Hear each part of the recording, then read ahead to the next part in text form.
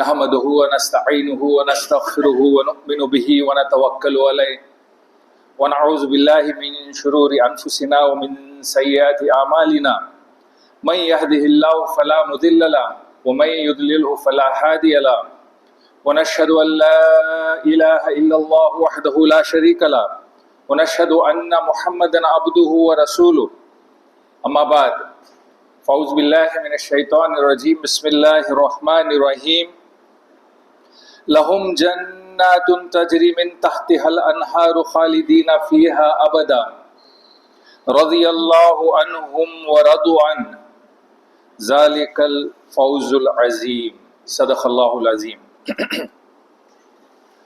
The translation of the verse I recited just now is a very small verse, but it's a very powerful, very profound verse. Theirs are gardens with rivers flowing beneath, their eternal home.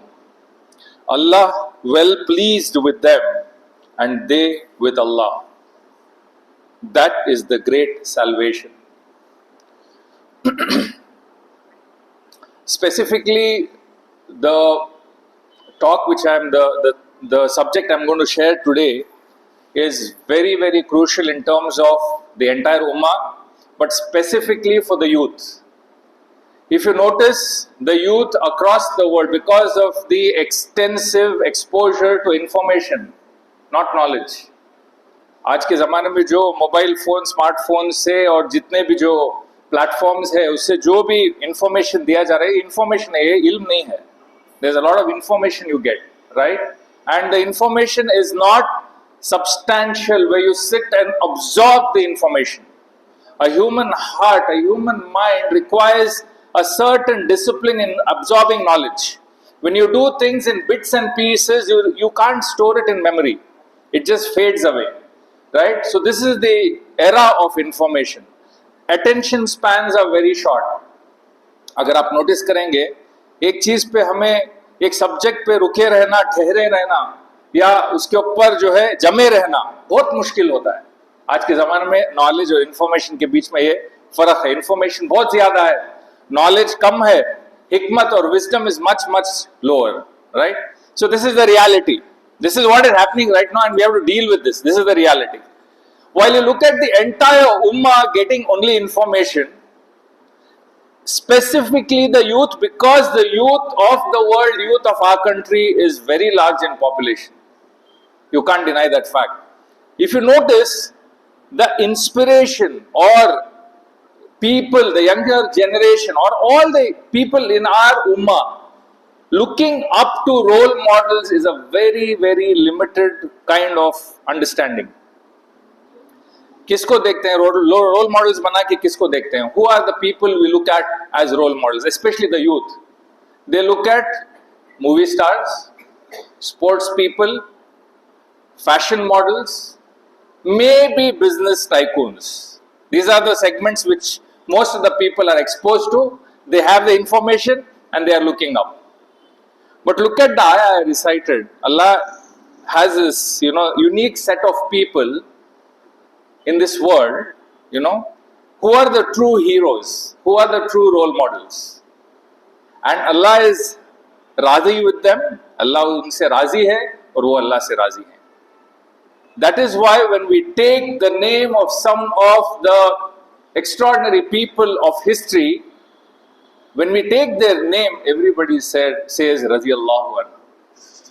है ना? कितनी बड़ी बात है कि किसी इंसान का नाम लिया जा रहा है तो हम उसके इमीडिएट बाद दुआ करते हैं. That shows अल्लाह ने उनकी डिग्निटी और उनका जो ओहदा है उसको प्रिजर्व कर दिया है क़यामत तक.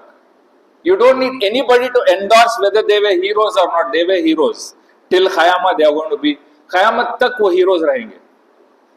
हाँ, हम क्यों इन लोगों को अपने हीरोज नहीं मानते? हम क्यों इन लोगों तक we are not looking up to these people who are so, complete in their personalities? Why aren't we looking up? Because we don't have knowledge. We don't have information. We don't have enough know-how. We have not studied about them. That's the only reason, right? So, I wish to commence a series where we'll talk about the heroes of Islam. The heroes we need to look. जब तक जानकारी नहीं होती कैसे inspiration आएगा? Because we know our Prophet sallallahu alaihi wasallam, we have immense love and respect for him, right? We know some of the prophets mentioned in the Quran. That's why we have immense love and respect for them. Correct? So we need to know the next level of leaders which Rasulullah sallallahu alaihi wasallam created. He inspired, and he said that these are like stars. These are the heroes, the true heroes of our deen. They were the flag bearers. They carried the deen forward. जब तक इन लोगों के बारे में हम बात नहीं करेंगे, जिक्र नहीं करेंगे, we don't discuss, we don't read about them, we don't discuss among our youngsters, they will never know that these people existed. And they will always go to the heroes of today, right? They will always go to the superheroes, so-called, and which are fake characters. They are not even real. They are following movies and the movie stars because they think that they are really amazing, but that they don't realize that they are all what they are doing in the movie is just faking. It's not real. Most of it is not real, right? So that's why they are so overwhelmed, because they are looking at something and they are believing that that is true. Whereas the असल जो heroes थे दुनिया के, जिनके पास कोई चीजें नहीं थी, they didn't have means, but still they stood out with character, quality. So these are the true heroes we need to understand. We need to put efforts to read about them, to listen about them.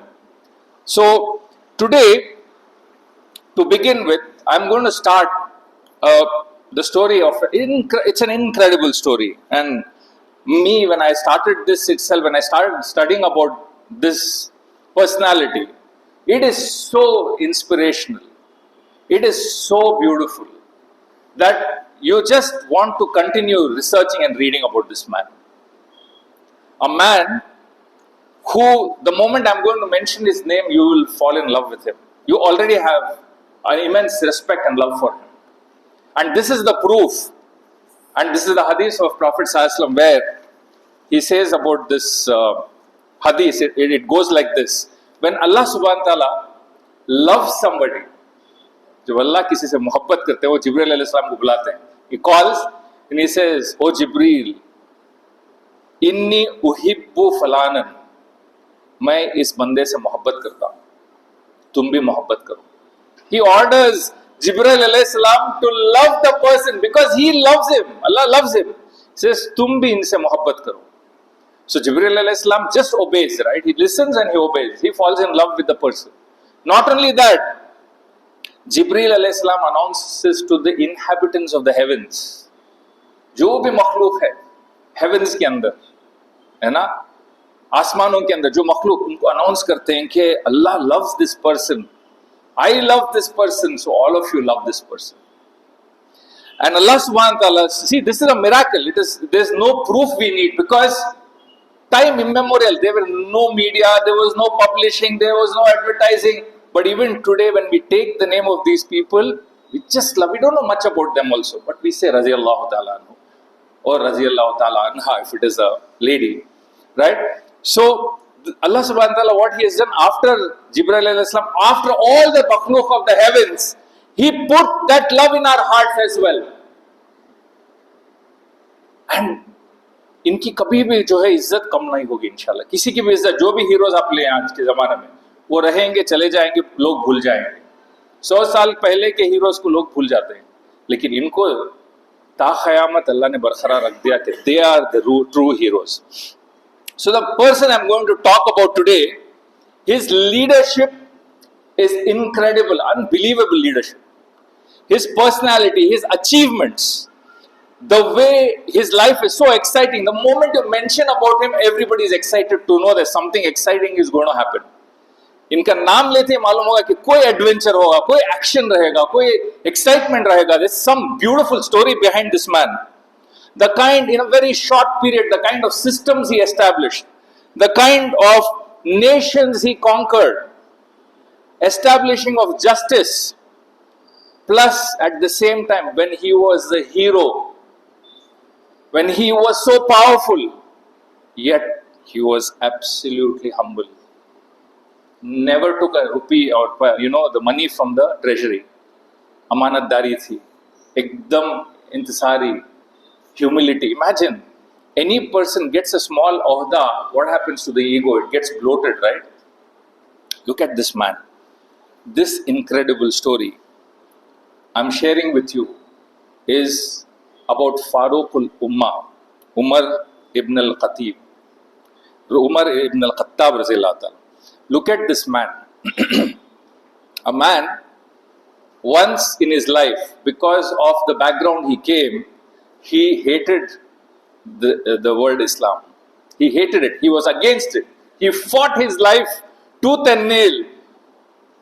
And once Allah subhanahu wa ta'ala gave him hidayah, he completely turned around. And he turned around the entire course of Islam itself. And Rasulullah sallallahu alaihi wasallam said, if there was any prophet after me, it would be Umar raziyallahu ta'ala. Kafi hai to tell what kind of a personality. So I'm going to go into a little few details which I was researching, and it is incredible to learn about it. He was a son of Al-Khattab from a small tribe of Quraysh called Banu Adi. And he was born to this gentleman, this man called Al-Khattab, who was a very harsh, very aggressive man. And he was so aggressive that he treated everybody, his own family, friends, known people, unknown people, very rudely, very harshly. Specifically, when he saw, there was one incident of Zayd ibn Amr ibn Nufail. He was a Sahabi, Razila Talan.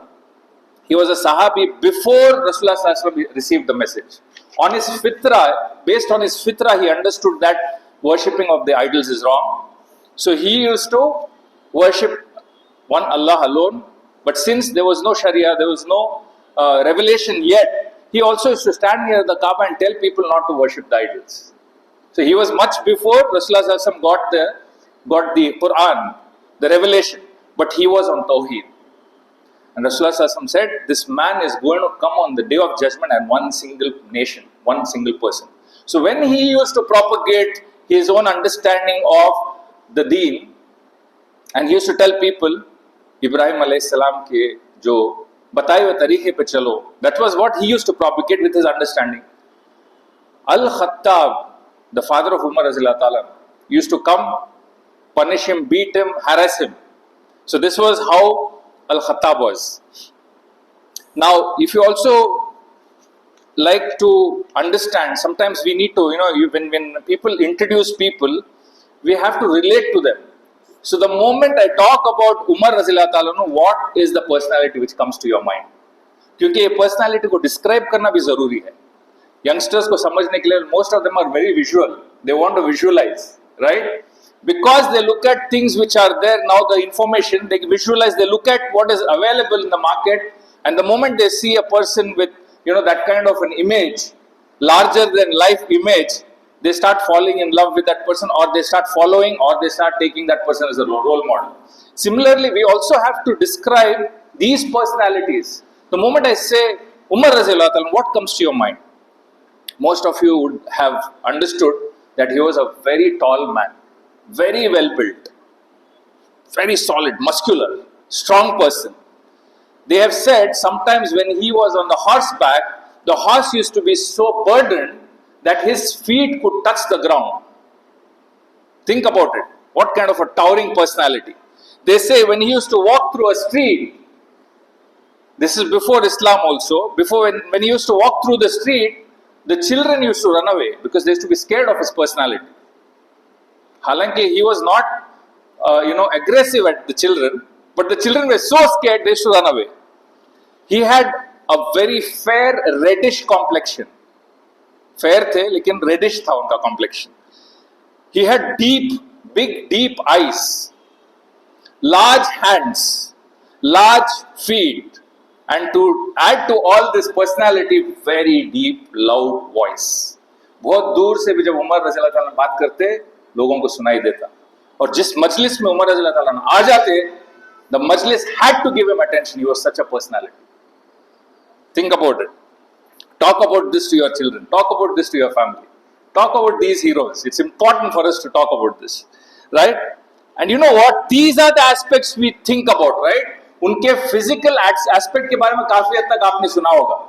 That he was tall, well built, very strong, fearless, courage. बहुत ज्यादा था इनके अंदर, all that is heard. But not many of us know that being so powerful physically and doing that wrestling, he never lost a wrestling bout. You know, apart from all these physical characters, there were a very few people in Makkah who could read and write. Umar Razillah Ta'ala was one of them. Even before Islam, he had passion to improve himself. So he learned how to read and write. Not only that, he also learned poetry. कितना contrast है देखिए personality के अंदर, है ना? बहुत जबरदस्त, powerful, physically very strong, but at the same time linguistically very powerful. He knows how to read and write. Plus he knows poetry. Plus his stage command was so good that the entire Quraysh was many tribes together, right? So they had different tribes. The entire Quraysh used to take him and present him when they had to talk to the tribes of other places. As a representative, as an ambassador, they nominated Umar Razillah always. Now, this is a lesson. This is a lesson for us also, for the younger generation. Allah subhanahu wa ta'ala has given us a lot of intelligences. हर चीज में intelligent नहीं होता है, right? Look at it. Intelligences, if you break down, you have mathematical intelligence, you have linguistic intelligence, you have body intelligence, physical intelligence also a different intelligence. You have the sound intelligence, listening intelligence, right? You have interpersonal intelligence, where you can interact with some people, can very easily interact with people, you know, have a good conversation. Some are intrapersonal. People may not be interactive with others, but with them they understand things very clearly. They are able to plan things very clearly. ये पूरे intelligence होते हैं हर एक के, और जब consciously, like Umar Razillah Ta'ala honed his physical intelligence, plus he honed his linguistic intelligence, plus he was very good in hearing and understanding the poetry, plus he was very good in communicating with himself and with others. He was training all his intelligence even before Iman. Look at that. Before Iman, he was having this kind of extraordinary leadership qualities. That's why the entire Quraysh used to put him forward. ये हमारे representative है बोल के. Right? This is a message for all of us that we need to work hard to hone our intelligences. And the more, we may not have all of them. Everybody may not be good in maths. Everybody may not be good in language. Everybody may not be good in sports and physical being. But try hard to hone at least 2-3, you know, right? These are important in whichever era, whichever, you know, segment of life you go out. These are important skills for us, for our youngsters. Just sitting down in the corner taking a smartphone is not going to take you anywhere. Wallahi, it is not going. It is in fact going to make you more and more lethargic. You will understand things, you want to plan, but you will never be able to execute. Right? This man, Umar Razillah Ta'ala, was a person who used to take up something and execute it. When Rasulullah Sallallahu Alaihi Wasallam was receiving the revelation, the Quran nazil ho raha tha, inki umar 20 plus 3, Umar Razillah Ta'ala. He was a young person, youth, just out of teenage. And from his mother's side, look at this, Allah ki kitni hikmat, kya, you know, what kind of communication he wants to, you know, send to the world. From his mother's side, his uncle was Abu Jahl, the one who was a profound, very aggressive enemy of Rasulullah. Abu Jahl was his uncle. So both but there was a difference. While Umar Razillah Ta'ala also opposed Islam, Abu Jahl was an open enemy of Rasulullah and Islam. There was a difference. We have to understand this. This is a very important difference. Whereas Abu Jahl was against Rasulullah and Islam because he was scared that the leadership or the position of their tribe will be taken away. Umar Razillah Ta'ala was against because he was seeing that the message of Rasulullah was dividing the people. He wanted unity. Makkah mein इत्तेहाद होना चाहिए, सब साथ में रहना चाहिए. That was his way of looking at the message of Islam, saying ये message की वजह से लोग डिवाइड हो रहे हैं. थोड़े लोग इस्लाम कबूल कर रहे हैं, हमारे ट्राइब्स के अंदर से लोग जाके इस्लाम कबूल कर हमारे दीन को छोड़ के जा रहे हैं, इसीलिए मुझे बचाना चाहिए. Whereas Abu Jahl had different enmity. He hated Rasulullah because He was fearing the loss of leadership. So there was a very we need to understand this background. So one of the couple of incidents before he accepted Islam, he used to harass, even Umar Razilatan used to harass people. He used to go and, anybody accepting Islam, he used to go and, he used to taunt them. He used to get aggressive with them. There was one incident where Abdullah Razillah Ta'ala was a lady who had accepted Islam. Her husband was Amr Razillah Ta'ala. He used to harass them very much, and they finally decided that they want to migrate. Umar Razillah Ta'ala was passing by on his horse. Then he looked at her house and she was packing up stuff. She looked at her and said, Abdullah, where are you going? She says, we are sick and tired of you. We have had enough. You have made our life miserable. You have taken away our peace. We are trying to move out of here in search of land which Allah has provided so that we can practice our deen and stay in peace. हम तुमसे बहुत नफरत करते हैं, हम इस जगह को जो है छोड़ के जा रहे हैं. Usually when somebody was aggressive with Umar Razillah used to be aggressive with them. But in this case, something happened to him at that time. He felt bad. मेरी वजह से एक फैमिली यहाँ से छोड़ के, ये गांव छोड़ के निकल रही है. He felt bad. So he said, I wish good for you and your husband. And he went away. That was very, very strange. It was not acceptable to see Umar like this. So this lady, Abdullah, went to her husband, said, you know what? This is what happened. I spoke, and he spoke back nicely, and he wished good for us. So Amr Razillah Ta'ala turned around and said, Umar Ibn al-Khattab? कौन से उमर की बात? Ibn al-Khattab, ये हो ही नहीं सकता. वो ऐसे बात ही नहीं कर सकते. He said, no, that is what happened. So what do you mean? He said, Abdullah ko, what do you mean? You think Umar is going to accept Islam? इसका दिल नरम हो गया, Islam में आएगा. So Abdullah said, if Allah wills, maybe, we don't know. If Allah wills. Look at the message here. हम हमारे right में, हमारे जजमेंट में ये नहीं है हम किसी के बारे में ऐसा गुमान करें कि इसको अल्लाह हिदायत नहीं देगा. सबसे इंसान, कोई भी इंसान बदतरीन से बदतरीन हो, लेकिन अल्लाह चाहे तो उसको हिदायत दे सकता है. We should never judge anybody. We should always make dua. In our friend circle, we have these aggressive people. No, they come against Islam. They will always talk against you. They'll always send messages which are very hate-oriented. We are not supposed to hate back. We're supposed to make dua for them. Because look at this. What happened? Amr started laughing. Her husband started laughing. You know what? It's a challenge. Khattab's donkey, that is, Khattab is the father of Umar Razillah Ta'ala. Khattab's donkey will accept Islam, but Umar can never accept Islam. This is an incident which happened, which is a learning for us that we should never. And look at what Umar Razillah Ta'ala became. He became Farooqul Ummah. The criterion between right and wrong. That was the title Rasulullah gave him. A man who took Islam from Makkah and Medina to the farthest of the countries. Look at that personality. कहाँ से उठा के कैसे dignity दिया, कैसा Islam दिया. What a hero. Shouldn't we look at this man?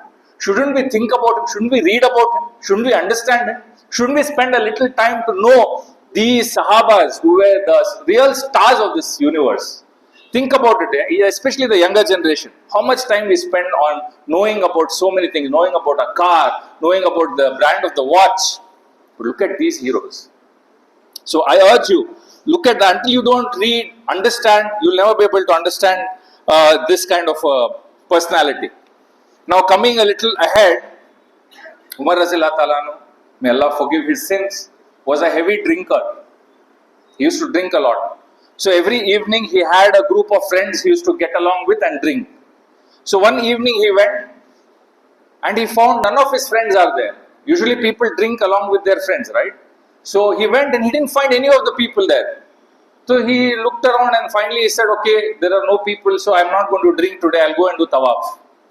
So even people from the other religions used to come and do tawaf of the Kaaba. They had idols, so they used to do tawaf. So he came, it was evening, very dark. As he came to the Kaaba, there was nobody except Rasulullah Sallallahu there. And Rasulullah Sallallahu was offering his salah. The moment he saw, the first instinct was, I'm going to beat him up, I'm going to kill him. It's a right opportunity. But then, think about this. Umar Razallahu Ta'ala was educated. He knew how to read, write, think. He had poetry. He said, no, let me hear what this man is reciting. Because he was knowledgeable, if he was ekdam jahil hote, to shayad he would have gone aggressive. Right? Allah had given him that hikmah of understanding. So he said, no, I'm going to do something. He went into the ghilaf of the Kaaba. You know, the Kaaba ki jo kapda hai, ऊपर जो कपड़ा होता है उसके अंदर जाके he started walking along the wall until he reached the place where Rasulullah Sallallahu Alaihi Wasallam was standing and offering his salah. So he said, between me and Rasulullah Sallallahu Alaihi Wasallam there was only the ghilaf.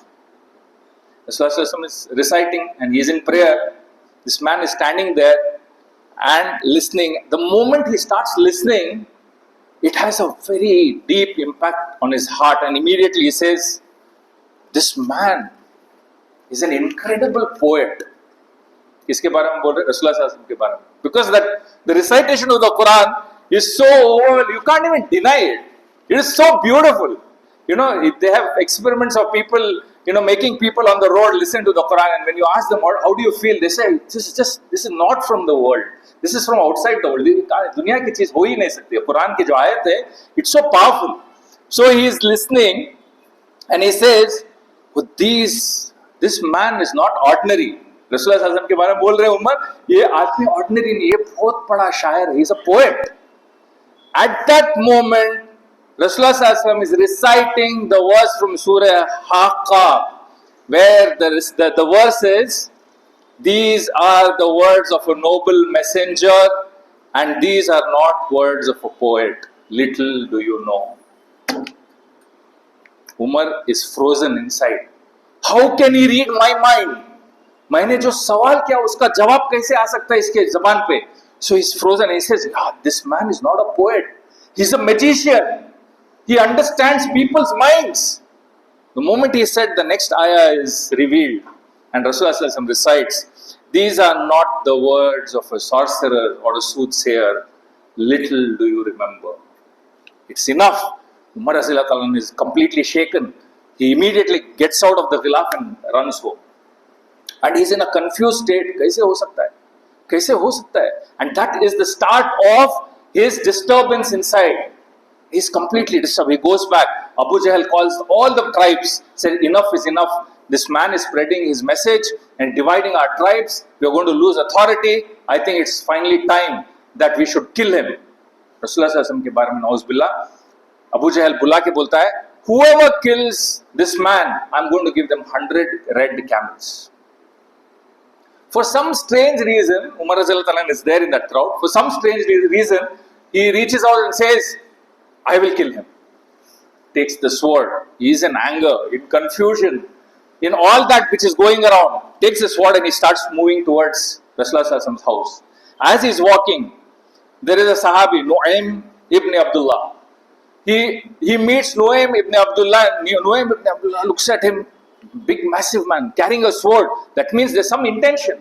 He says, where are you going? What are you doing? He says, I'm out to kill Muhammad Sallallahu Alaihi Wasallam. Because enough is enough. अभी इसको एक ही बार खत्म कर देंगे. Because he has divided the entire city of Makkah. पूरे tribes को divide कर दे. उनके पीछे थोड़े लोग चले जा रहे हैं. हमारा कबीला छोड़ के चले जा रहे हैं. I can't take it. He said, no, this is not right. Nu'aym is trying to pacify. Nu'aym has already accepted Islam secretly. He says, no, you should not do this. If you do this, their tribe will come after us. There will be a big fight. There will be a big fitna. Don't do it. He said, no, I'm not going to stop now. And suddenly Umar looks at Nu'aym and says, the way you're talking, it looks like you have also started following this man. Have you left our religion and started following Islam? So Nu'aym is ekdam, is shaken. But then he musters courage. Because he sees this man is with an open sword is going. He musters courage and says, hey, before you ask me, before you kill me, you should go and check your own family. What? What do you say? Go and check your own sister, your own brother-in-law. They are following Muhammad Sallallahu Alaihi Wasallam. It was a most disruptive message because he wanted to protect Rasulullah somehow. So finally, जो भी नहीं काम हो रहा था, he said, no, go and see your family. जब तक तुम अपनी फैमिली नहीं समझ दूसरे लोगों को क्या संभालेंगे? So Umar Razilullah turns around. So this is historic. Everybody knows what happened, but I'm just explaining so that we understand, refresh our iman by these incidents, right? So he goes there and he knocks on the door and he hears the Quran reciting from inside. Tilawat chal rahi hai. And there's a man, I'll take 5 more minutes because I don't want to leave it incomplete. There's a man who's reciting and he can clearly hear the Quran. So he goes inside and he knocks the door and there is all disturbance and chaos in his house, in that house. There is one of the Sahabi who is reciting the Quran. Immediately, the moment he comes to know Umar has come, he immediately goes and hides. This man opens the door, comes inside and confronts the brother-in-law and the sister. The brother-in-law has this argument and he finally says, you are wrong, we are right, we are following the right way. So he gets aggressive, beats up the brother-in-law very badly. The sister comes to protect. So he's so huge, he was massive. He pushes the sister. The sister goes and falls and she starts bleeding. The moment he sees blood on her sister, his heart calms down. He puts the sword down, he sits down and starts asking, so what are you people after? He says, read it for yourself. So he says, he wants to pick up the Quran. He says, you can't touch the Quran because you are not clean and you're a disbeliever. If you have good intention, you want to read the Quran because you want to seek Hidayah, then you can take the Quran. But first you'll have to do your ghusl. So Umar Razilullah agrees, goes, does ghusl, takes the Quran and he starts reading the ayah. And the first ayah, first thing what he reads for the first time, because people in Arab, they knew the meaning of, the Arab was their, Arabic was their language.